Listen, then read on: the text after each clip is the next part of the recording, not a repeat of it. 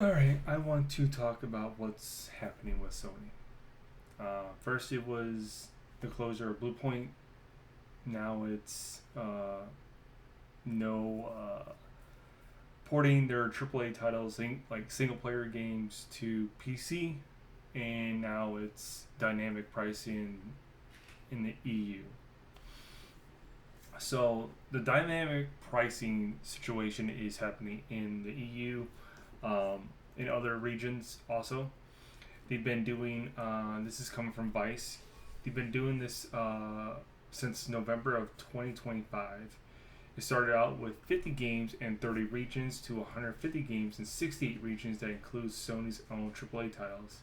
Then it goes on to say, according to PS pricing via Polygon, Sony has experimenting with dynamic pricing for some time. It takes into account your region, purchase history, income, demand, even things like the weather and time of day.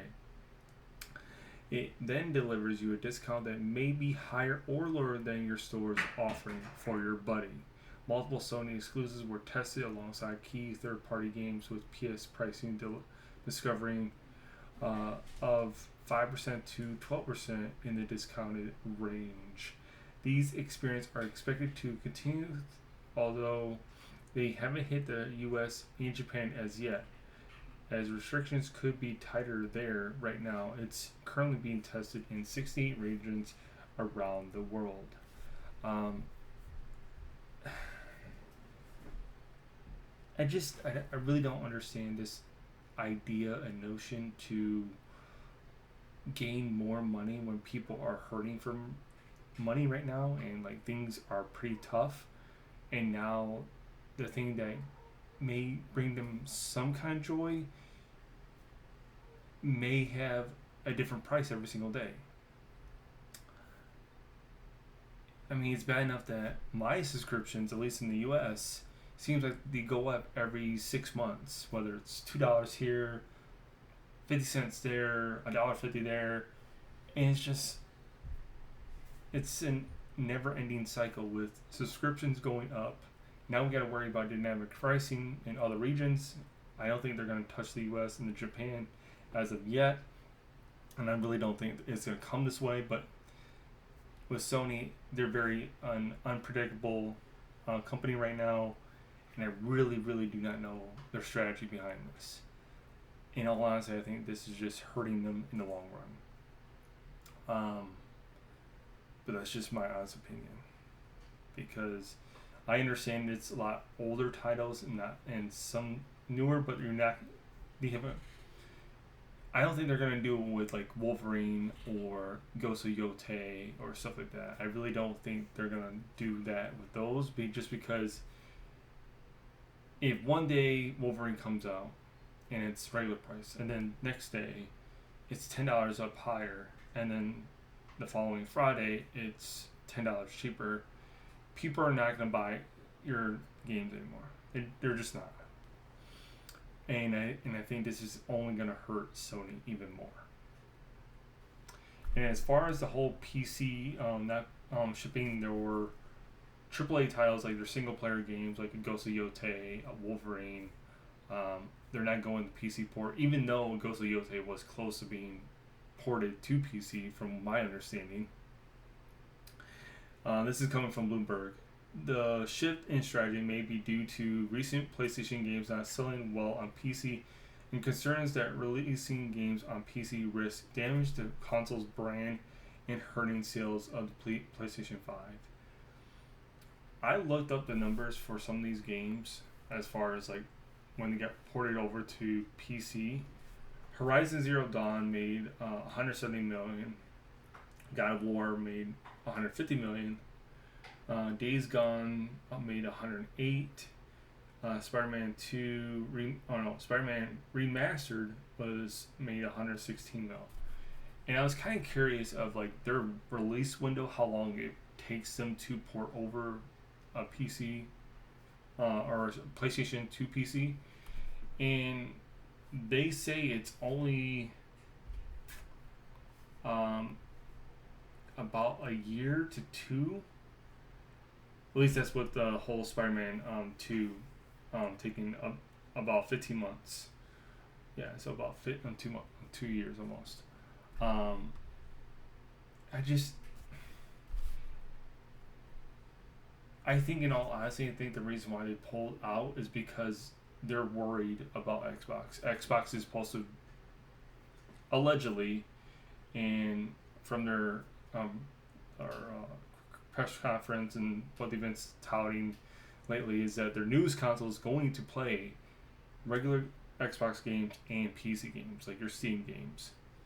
I think they're getting PlayStation's getting ahead, and they don't want to see Wolverine, Ghost of Yotei, or other AAA titles like maybe a newest God of War game on an Xbox. That's my honest opinion.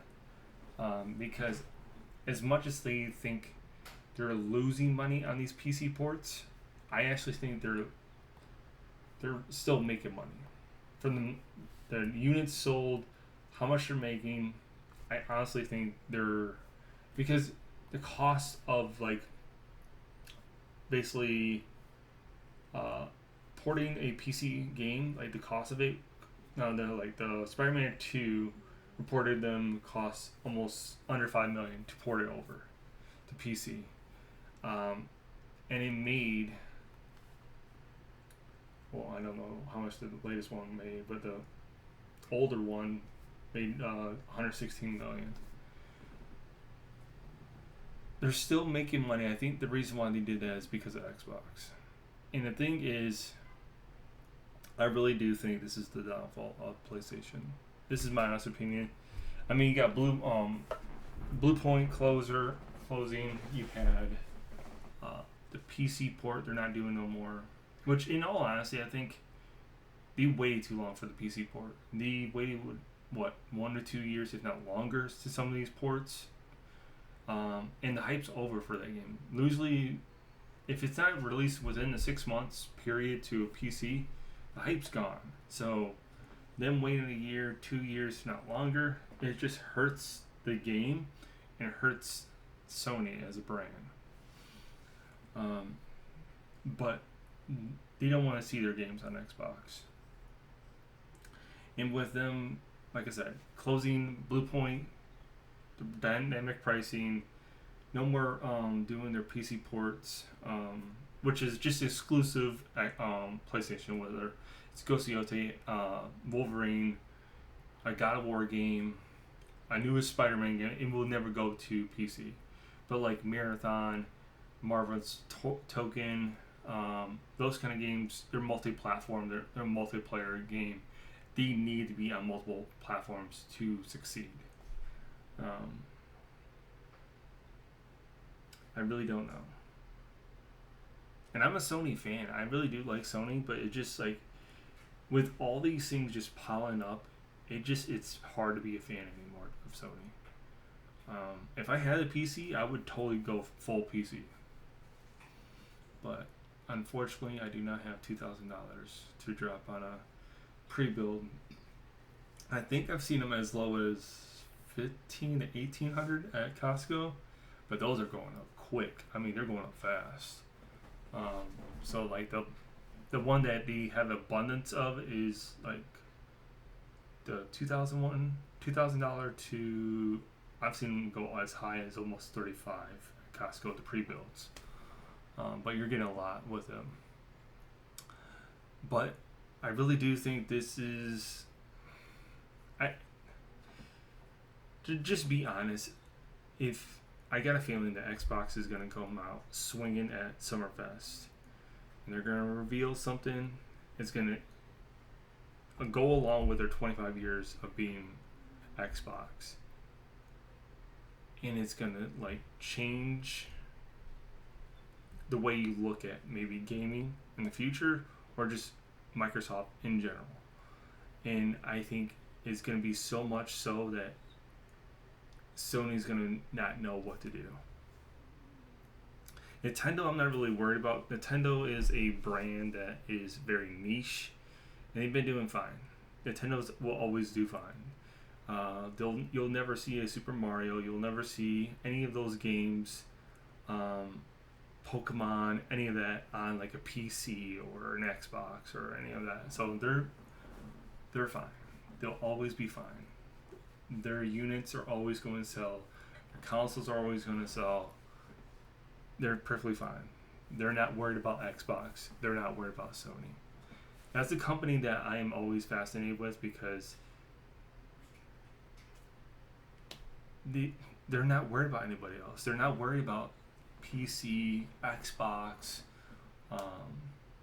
PlayStation, or the Valve's new Steam machine. They're not worried about any of that. They're fine. They're coasting. And Nintendo's always been like that since I was a kid. But I pass it off to you. What do you think about the whole Sony thing? Do you really do think that this is almost like if they keep on dropping L's, what do you think their outcome will be? Because, honestly, I just don't know anymore. It seems like it's every month a new thing with Sony, and it's nothing. And it's nothing good. Do you think the dynamic pricing will ever hit the U.S.? And what do you think about the AAA games from Sony not going to PC no more? Let me know in the comments below. And if you want to check out my review of Resident Evil, it's right over here. And if you want to go ahead and see me get scared or see me play through the new Resident Evil, it's going to be right over here. Love you guys. Peace.